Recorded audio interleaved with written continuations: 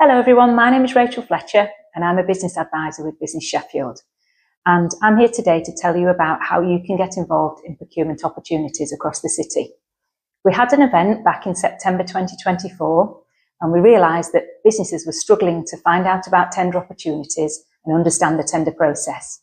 And so I've put together 3 workshops today, which I'm going to explain a little bit more about how to get involved in tendering. The first one is about becoming tender ready. The second one is about managing the tender process. And the third one is about hints and tips. I hope you find it useful. Thank you very much. We've talked in previous sessions about being tender ready. And so now you've identified a tender that you want to bid for, and you're thinking of how to move that forwards. So the first thing that you need to understand is what are the tender documents? And this is a list here of 6 items that typically can make up the sort of tender framework really.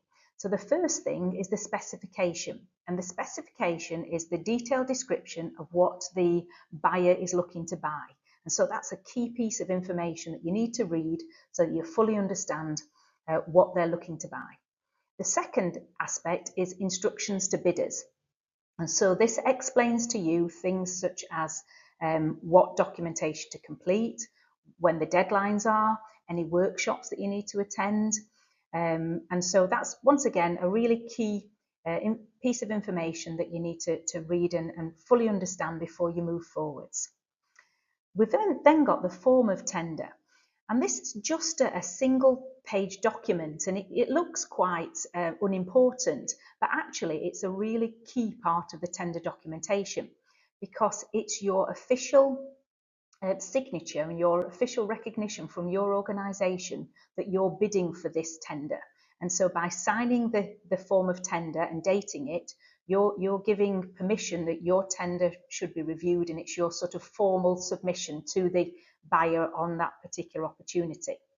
You've then sometimes, not always, got a letter of invitation. So it might be an email, it might be a formal letter, but that's just once again explaining the opportunity. The fifth thing is called the pricing schedule. And it's really interesting because the pricing schedule can be a variety of different styles of document. Sometimes it might be an Excel sheet that you complete. Other times it might be a Word document. Sometimes it might be the specific opportunity that you're responding to, and so you cost that opportunity up. Other times it might just be an example of something so that they can compare your sort of service and what you can do against all the other bidders.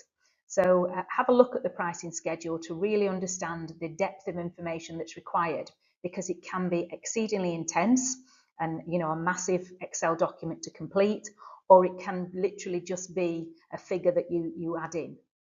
And then finally, it's the terms and conditions.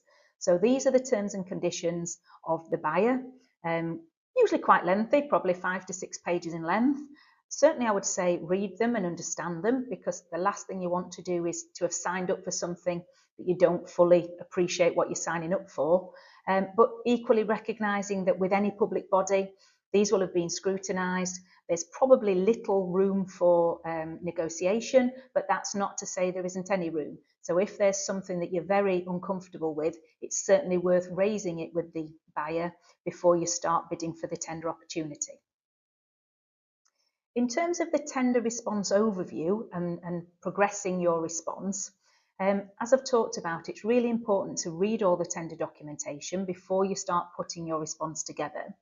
But what is typically contained within a sort of instruction to bidders is a standard questionnaire. So this will be all the questions around your organisation, your financial fitness, your insurance documentation, but also things such as information about your credibility as an organisation. So there's the standard questionnaire, and within that there's something called threshold questions. And these are things that you will either pass or fail. So it may ask, example, for a certain type of accreditation, such as a quality accreditation. And if you haven't got that quality accreditation, then you will be unable to bid for that opportunity.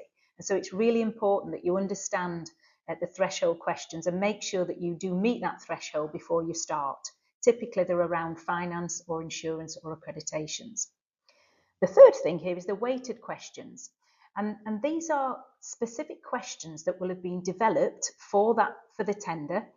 They will be questions of typically anything from 100 to 2,000 words in length, and they will ask you to explain how you're going to do something, whether it be deliver a workshop, write a report, provide a certain service, and there might be anything from 3 to 12 questions typically that you'll need to complete within a certain word count to give the buyer a really clear understanding of your offer to them in terms of service or delivery or capital purchase.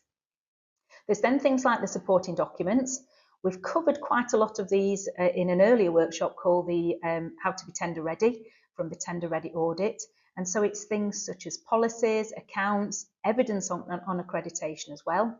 And so all that information will be compiled and then uploaded through the tender portal, because these days all tenders will be submitted electronically.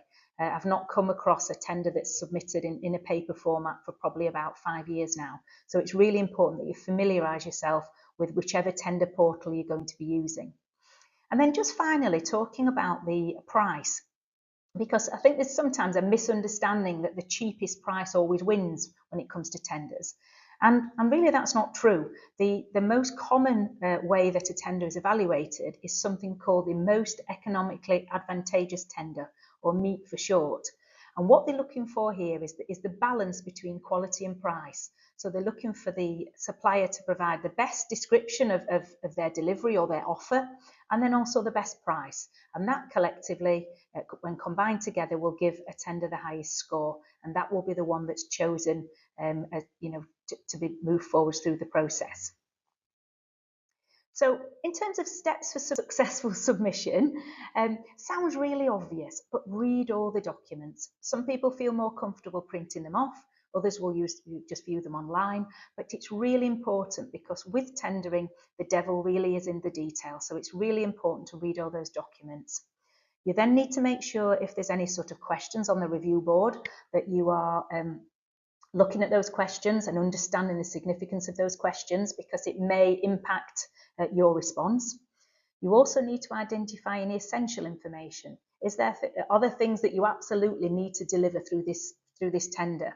And so to make sure that your response contains that information. And then once again, another obvious one is around deadlines and submission process. Because one of the most common reasons why people are unsuccessful with tendering is that they miss the deadline.